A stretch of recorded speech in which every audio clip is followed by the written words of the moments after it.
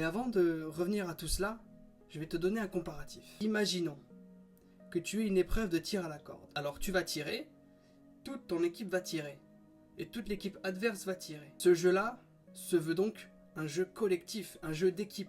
Alors la force qu'il y a, elle est répartie entre les deux équipes, et elle est répartie entre les membres d'une même équipe. Mais si toi, tu te dis que tu vas pas trop tirer, tu vas te dire oui, la personne derrière moi ou devant moi, elle va tirer beaucoup plus. Dans ce cas-là, je n'ai pas à tirer plus et à faire plus d'efforts. Ça, c'est ce qu'on appelle la dilution de responsabilité. Dans notre cas, nous sommes dans une situation bien plus complexe et bien plus dangereuse. Tu te souviens?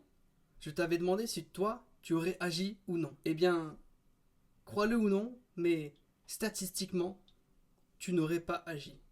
Je n'aurais pas agi, personne d'autre n'aurait agi. Et ça a été prouvé. Non pas que je doute de ton courage ou de ton engagement, mais c'est psychologique. C'est un très fort biais psychologique. D'après les chercheurs et psychologues John Darley et Bill Latané, ils ont démontré que, au contraire, le nombre ne résout pas tout. C'est même l'effet inverse qui se coule, puisque le risque est bien trop supérieur à nos bénéfices. Et donc c'est ça que notre cerveau estime en permanence. Car en effet, c'est bien plus confortable de ne pas agir que de risquer sa vie ou de se mettre en danger. Notre cerveau l'a très bien compris. Cette machine si belle et si complexe nous joue des tours. Car en effet, l'humain est un être eco-economicus. C'est-à-dire qu'il va chercher en permanence à avoir plus de bénéfices pour le moindre coût. Il va à chaque fois calculer la balance coût-bénéfice afin d'agir ou de ne pas agir. Et donc, en l'espèce, dans notre affaire, le risque est vachement supérieur à nos bénéfices. Ce qui fait que nous allons diluer la responsabilité